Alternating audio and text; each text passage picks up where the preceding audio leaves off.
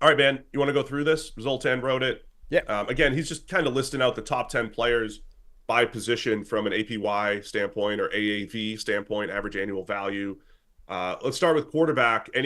Joe Burrow's number one at 55 million per year, and we see all those recent contracts: Trevor Lawrence, Jordan Love, Tua, Jared Goff. It's basically, did you sign a contract this offseason? Yeah.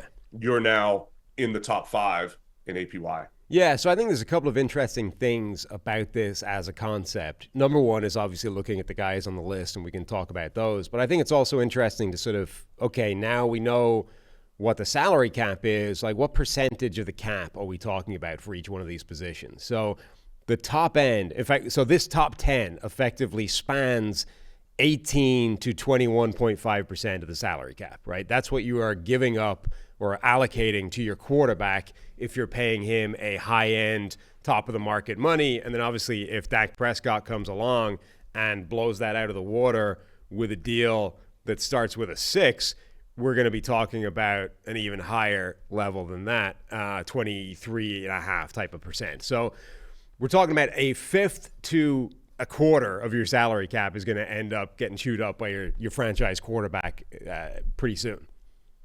I mean, the other thing that stands out to me is that number 10 is Deshaun Watson at 46 million per year. And we're 2 years removed from that looking like an insane number, in part because it was fully guaranteed. Right. But this is what teams are anticipating, right? It's like, pay the guy. It might sound crazy now, but 2 years from now, it won't. Yeah. Critically, like, who are the names that are not on that list, right? Patrick Mahomes, who signed the $500 million deal, the first $500 million contract in all of sports, nowhere to be seen. Josh Allen, who signed a much more conventional contract, but a top-of-the-market contract at the time, no longer even in the top 10. Like, this is how quickly these contracts move on, and what are seen as massive deals at the time become relative bargains. Now, the complicating factor is obviously once that happens, players start to agitate for renegotiation and a redo of those deals. So it's not as simple necessarily as saying, well, you get him done, the sooner you can get him done, the better, because then you sign him to a team-friendly deal, and then it's just like profit from that moment on. Because players recognize that, and agents recognize that, and they come back to the table and they say, okay, this deal is no longer reflective. They try and have their cake and eat it. And that happens at other positions, not necessarily happen too much at the quarterback spot with the deals we're talking about. But like Tyreek Hill, for example, just got a redo, right? Because all the deals had moved on. Tyreek Hill's previous top-of-the-market deal was no longer top of the market, so he came back to the table. So you can definitely get ahead of these contracts and get a cheap deal a couple of years down the line, but you can't guarantee that it's going to stay that way. Also shows the value of the rookie contract quarterback. I mean, yeah. we've said this. I mean, cost control is huge. I mean, that the difference in the high end guys and the rookie contracts just keeps widening, and so it's not that you're looking for just average quarterback play on a rookie contract, but if you do have an extra 40 million to spend, and and look, I've said before, there's a lot of mid-tier quarterbacks, right? The difference between QB 8 and QB 22, I don't know if it's drastic in today's NFL. So, but if your mid-tier quarterback is making a fraction of what the high-end guys are making, you can grab another $20 million player or two to help support him. I mean, we've said this before. I believe the single most valuable contract in all of the NFL is Brock Purdy's, right? Because not only is it a good quarterback on a rookie contract, it's literally the lowest possible rookie contract because it was the last pick of the draft, which is a better contract than the deals you often have to sign priority free agents to, right. And those guys can come back to the table sooner. So, for example, let's say the average salary cap percentage for this top 10 is 20% of your salary cap, right? $50 million a year, it's 20%-ish.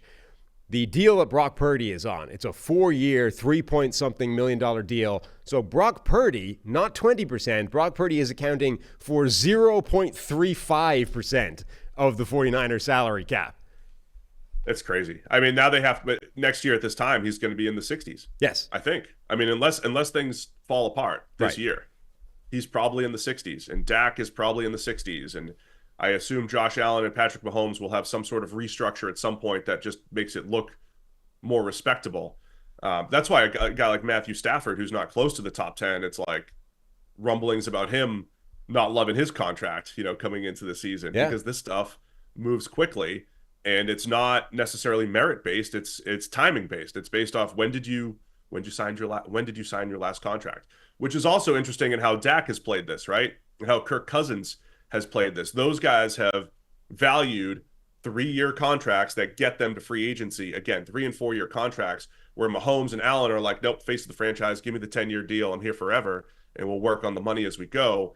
A lot of those, the Daks and the Cousins of the world, keep figuring out how to maximize their value every 3 or 4 years. Yeah, but I think it also it shows that it's not easy from a team perspective, right? There's not necessarily a correct answer to this because you would say, look, from the team perspective, going the Josh Allen, Patrick Mahomes direction is absolutely the right course, right? Get in there early, get the deal done. It'll look high at the time, but after a year, that deal settles down. It starts to look like a bargain from then on in.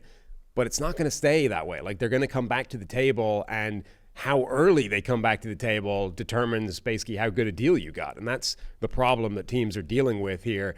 The earlier you get ahead of it, the better, but the better the deal you end up getting increases the chances that they're coming back to the table wanting to renegotiate sooner. So it's like a catch-22 situation, right? If you let it drag on, you pay way over the odds. If you get it done super early, you may end up like undermining your own deal later on down the line. The Brock Purdy situation that you mentioned and him being so cheap, it'll show up as we get through some of these other position group